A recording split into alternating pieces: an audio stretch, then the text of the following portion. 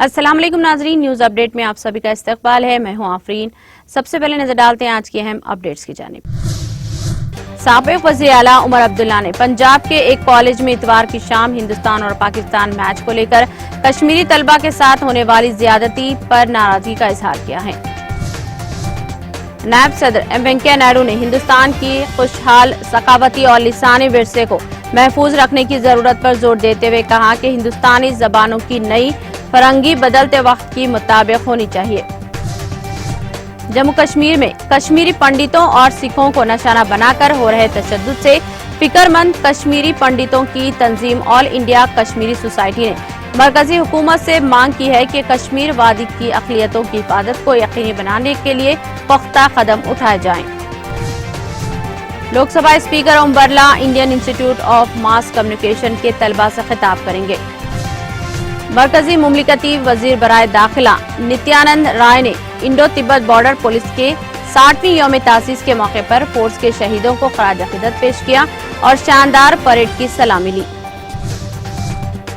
वजीर आजम नरेंद्र मोदी ने उत्तर प्रदेश के सिद्धार्थ नगर में एक जिले एक मेडिकल कॉलेज स्कीम के तहत नए मेडिकल कॉलेज का इफ्तिताह करते हुए कहा कि सेहत की नाक़िस सहूलियात के लिए बदनाम हो चुका रियासत का पूर्वांचल इलाका अब मुल्क को डॉक्टर फराहम करने वाले इलाके के तौर पर जाना जाएगा। कांग्रेस की जनरल सेक्रेटरी प्रियंका गांधी ने कहा कि अगर इनकी पार्टी की हुकूमत उत्तर प्रदेश में इख्तियार में आती है तो आवाम को किसी भी बीमारी के लिए 10 लाख रुपए तक मुफ्त इलाज की सहूलियत दी जाएगी। मध्य प्रदेश के साबिक वज़ीर आला दिग्विजय सिंह ने आर्यन खान की नारकोटिक्स कंट्रोल ब्यूरो के जरिए गिरफ्तारी पर सवाल उठाते हुए ट्वीट किए हैं कि एनसीबी के अहम गवाह प्रभाकर सियाल का बयान सुन लीजिए। आर्यन को झूठे मुकदमे में फंसाने के लिए किया मुताल्लिका अफसरान के खिलाफ मुकदमा दर्ज नहीं होना चाहिए। कांग्रेस जनरल सेक्रेटरी प्रियंका गांधी ने महंगाई और बेरोजगारी समेत दीगर मसाइल पर मोदी हुकूमत को आड़े हाथों लिया और कहा कि हुक्मरान पार्टी की गलत पॉलिसियों की वजह से मसाइल बढ़ रहे हैं और लोगों की परेशानियों में बेतहाशा इजाफा हो रहा है।